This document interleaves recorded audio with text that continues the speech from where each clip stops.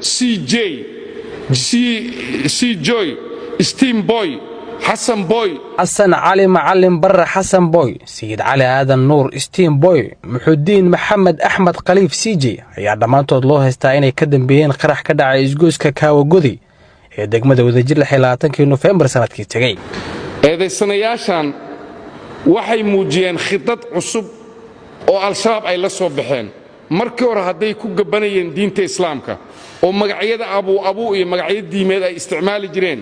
maanta waxay u bedeleen C Joy Steam Boy Hassan Boy magacyo noocaas isticmaalayeen dad isticmaalaya isqaabkii alkulistaha